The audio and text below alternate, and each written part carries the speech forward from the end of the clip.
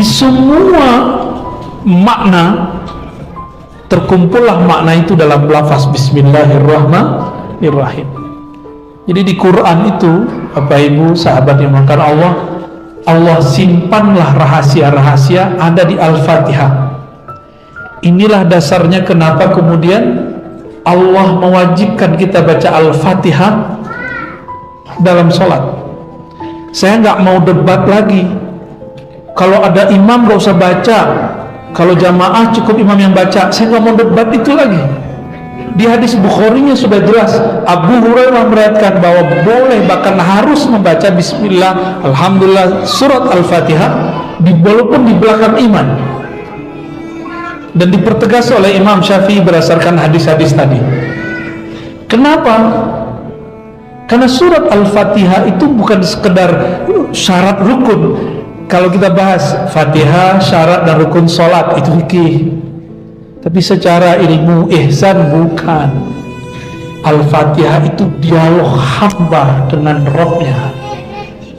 Maka Fatihah tidak bisa diwakilkan kepada imam. Meskipun ahli fikih mengatakan jika imam baca maka ini dapat mencakup makmum. Lu gimana ceritanya? Kalau kita kirim Fatihah untuk orang ahli kubur kok ditolak? Satu Fatihah untuk semua ahli kubur, ditolak nggak?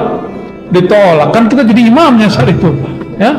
Giliran Fatihah imam kok bisa mencakup semua makmum? Berarti ada asrar di situ. Nah, sedangkan Nabi SAW mengatakan kamu dilarang membaca ayat apa saja, surat apa saja, illa bi Fatihatil Kitab, kecuali Al-Fatihah. Berarti Nabi membolehkan baca Fatihah di belakang imam. Tapi kalau Imam Syafi'i menerjemahkan bukan boleh, itu wajib. Ya, nanti cobain deh ya. Imam baca, kita diam aja, siap-siap pikirannya melayang. Bener, tadi yang melayang lebih dari 90%, termasuk saya. Kapan kembalinya? Ketika kita baca Bismillahirrahmanirrahim, baru balik lagi. Itu yang disebut tasawuf. Kira-kira gimana? Masih mau anti tasawuf? Kalau yang antum masuk tasawuf itu zikir geleng-geleng, itu bukan tasawuf, itu namanya thariqat menuju tasawuf. Zikir la ilaha illallah, kayak gitu ya. Itu kan cara aja. Ada yang zikirnya duduk, ada yang berdiri. Pada senang nonton bola nggak? Senang? Nonton bola bener? Serius? Nonton doang, belum main nih. Tak aja antar nih. Antum kalau main sama aneh, sama badan-badan antum terbang jadi bola aja ntar. Kalau kita main bola, kita yang main nih, bukan nonton. Ketika gol, girang nggak? Setelah gol apa yang terjadi? Kita mengeluarkan gaya masing-masing, ada yang goyang-goyang, itu bid'ah nggak?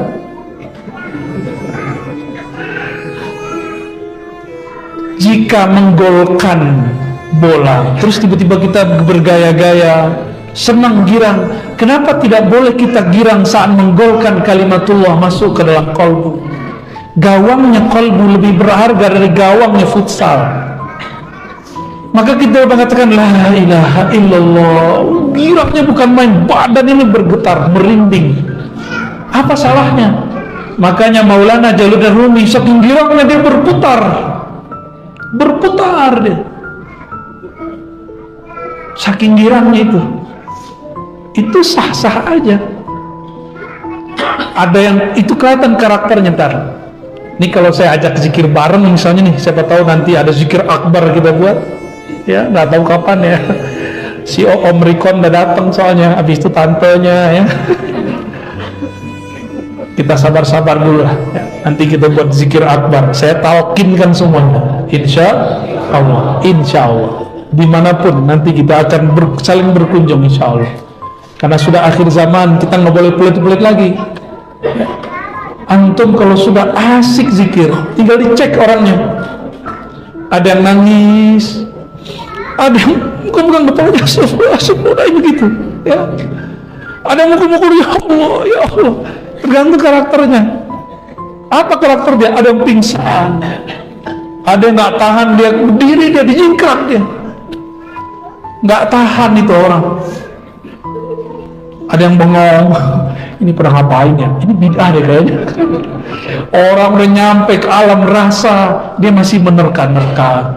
Orang dari Rasul, dia masih melayang. Apa ini? Apa ini? Kasihan orang-orang begitu ya. Jadi kita ini udah berangkat, dia masih nanya-nanya aja. Ya, jadi di zaman-zaman seperti ini, obat umat cuma tasawuf. Dan saya senang baca buku sejarah yang berjilid-jilid, alhamdulillah diizinkan Allah di masa muda kita baca terus. Hampir semua kebangkitan itu dari orang-orang yang ahli zikir, orang-orang yang bertasawuf. Dan saya sering mengatakan, Salahuddin Al-Ayyubi, masih ingat? Itu bisa menaklukkan Al-Quds, itu pertama dan terakhir. Al-Quds tidak akan bisa lagi ditaklukkan sampai nanti zuhur Imam Al-Mahdi. Jadi kita nggak usah ngayal-ngayal dulu deh, nggak usah maksain diri, perkuat aja diri dulu, kuduskan dulu kalbu kita, baru kita bisa menaklukkan Al-Quds itu nanti. Insya, jangan buru-buru, tenang aja ya. Hanya Al-Imam Al-Mahdi bersama Sayyidina Aisyah yang bisa menaklukkan itu nanti. Jangan bergerak dengan emosi, bergeraklah dengan rasa yang ada di kolbu, di hati ya. Jadi kita kemudian jadi tenang, gak klusak-klusuk ya, gak gampang-gampang mengeluarkan energi takbir dan zikir bukan pada tempatnya. Keluarkan itu bukan untuk membentak sesama muslim, keluarkan itu untuk membentak kolbu kita sendiri biar bergetar di sini ya. Alhamdulillahirrahmanirrahim, Ar-Rahmanir-Rahim. Ar-Rahmanir-Rahim, salah satu zikir yang cepat membuat orang wusul kepada Allah adalah Ar-Rahman Ar-Rahim. Ini juga yang ada di Bismillahirrahmanirrahim. Sudah pernah baca Ratibul Attas? Ratibul Attas Bismillahirrahmanirrahim diulang berapa kali? 11 kali. Bismillahirrahmanirrahim, Bismillahirrahmanirrahim. Itu baru contoh. Ada ulama yang setiap hari zikir Bismillahirrahmanirrahimnya 15.000, ada yang 12.000, ada yang 70.000, ada yang setiap nafasnya Bismillahirrahmanirrahim. Setiap nafasnya Bismillahirrahmanirrahim. Gimana tuh? Nggak sempat nikah deh tuh. Apalagi bikin anak ya. Ini kok ente kalau aneh kasih ente nggak kawin-kawin ke ujung ya? Ya, jomblo seumur hidup. Enggak juga, justru tambah kenceng nanti keinginan menikahnya. Baik. Malik Yaum, apa yang muncul dari Malik Yaumiddin? Ketika orang baca Malik Yaumiddin, muncullah namanya khauf dan raja, rasa takut jika diadili oleh Allah, takut dihisap oleh Allah. Itu handphone yang antum punya, buka apa kemarin, hari ini, detik per detik dihisap semua. Berani gak hisap? Gak berani? Kasih sini aja handphonenya. Gak berani juga, takutnya bohong ya. Itu detik per detik dihisap di sana nanti. Handphone tuh nikmat gak? Nikmat bukan? Di akhir surat Alhaakumut Takatsur, semua nikmat pasti ditanya. Muncullah ada khauf, rasa khawatir, ya Allah kalau aku dihisab nasibku nanti gimana. Ini bab tasawuf bukan? Tasawuf nggak ada di fikih bab khauf, yang ada sholatul khauf. Sholatul khauf bukanlah babul khauf. Tapi karena kita mulai dengan Ar-Rahmanir-Rahim, Ar-Rahmanir-Rahim itu roja, rasa harap pada kasih sayangnya. Malik Yaumiddin itu khauf. Tuh, lengkap kan di surat Al-Fatihah aja sudah ketemu tasawuf. Terus antum masih nanya, mana dalil tasawuf? Kita tanya balik, kamu mau tanya dalil makom yang mana? Seperti Imam Syafi'i ketika diadili oleh Harun ar-Rasyid, Al-Quran itu apa, wahai Syafi'i? Kata Imam Syafi'i, wahai Tuan Amirul Mukminin, engkau mau Quran ilmu yang mana? Quran ilmu am khas, mutlak muqayyad, maki madani? Bingung dia. Itu khalifah baru kali ini ketemu orang secerdas Imam Syafi'i. Maka meskipun di zaman itu Imam Syafi'i orang yang diadili, tapi yang terkenal sampai akhir zaman Imam Syafi'i, Harun ar-Rasyid nggak dikenal kecuali oleh sejarah. Benar. Jadi orang-orang yang mengabdi untuk agama, Allah perkenalkan, Allah viralkan namanya dari dulu sampai sekarang. Dulu ada WA nggak? Ada YouTube nggak dulu? Kok bisa ya Imam Syafi'i terkenal, lebih terkenal dari aneh? Coba. Ya benar. Kita nanya ke orang Eropa, dia ngerti, padahal dia kafir. Yang di kampus. Kita nanya sama orang di India, ngerti. Kita nanya sama orang pelosok Syafi'i, ada teman dia namanya Syafi'i. Ya.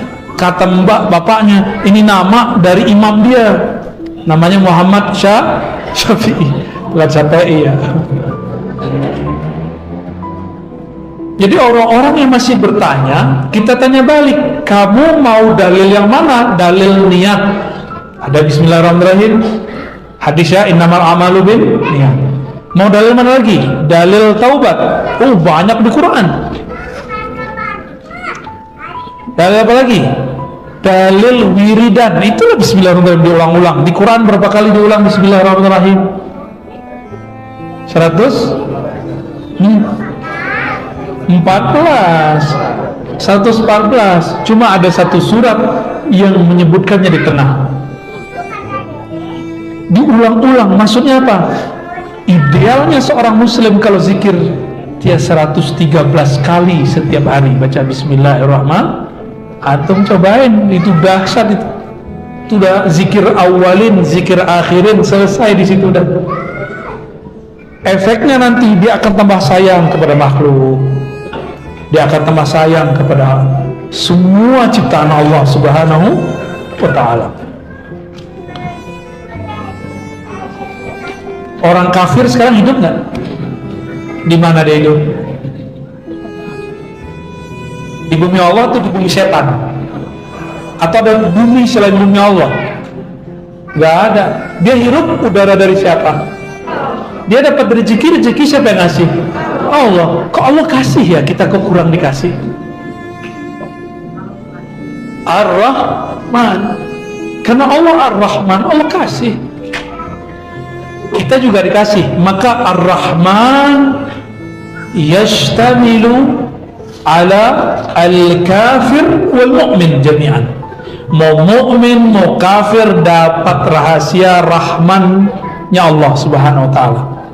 Maka kita pandang non-muslim gak boleh dengan kebencian. Pandangnya Allah aja pandang dengan Rahman, masa kita gak pandang dengan Rahman? Allahnya masih kasih nyawa dia, masa ente mau bunuh dia?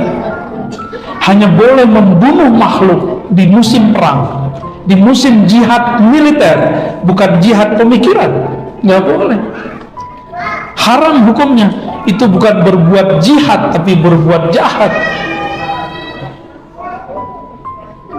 Coba, ini sekarang jangan kaman non muslim ya, beda torikot aja udah benci-bencian. Bener, satu torikot aja beda mursyid udah benci-bencian. Untuk apa ente bertorikot begituan? Buang aja torikotnya ya. Torik tertuju jalan, tujuannya ihsan. Jika jalanmu tidak menghantarkan kepada Allah, tinggalkan jalan itu, cari jalan yang lain. Jika mursyidmu menghalangkan engkau kepada Allah, tinggalkan mursyid itu, cari mursyid arif billah yang kenal Allah Subhanahu wa ta'ala.